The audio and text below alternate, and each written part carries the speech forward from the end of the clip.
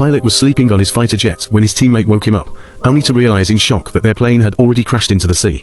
Above them, a Japanese Zero fighter was diving down at high speed.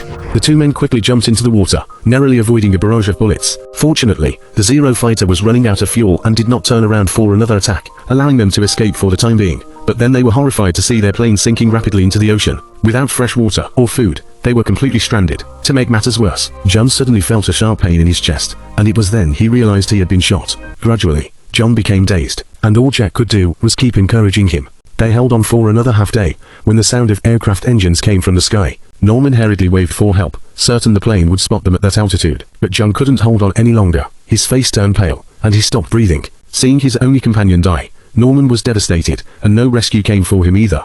Due to the Japanese attack on Midway, the downed plane had been forgotten. Norman waited until nightfall, his strength completely drained, and finally, he had no choice but to let go of John's body. Alone, he lay quietly on the surface of the sea, waiting for the end to come. Just when he thought he was going to die, lightning suddenly flashed across the sky, followed by a torrential downpour. Jack, who hadn't drunk water in 2 days, eagerly opened his mouth, letting the rainwater flow down his throat, reigniting his hope for survival. He endured another night, but by now, Norman was starving to the limit. He pulled out a pack of soaking wet cigarettes from his pocket, tore one open, and began chewing the bitter leaves, but they were impossible to swallow. He lit a cigarette with his lighter and took a deep drag, but as he prepared to take another, a wave crashed over him, dousing the cigarette. Still, he survived until the third night, clinging to life through sheer willpower. Then, late that night, he heard a loud splashing sound, and not far away, a Japanese submarine surfaced. Thankfully, in the pitch darkness, they didn't spot him.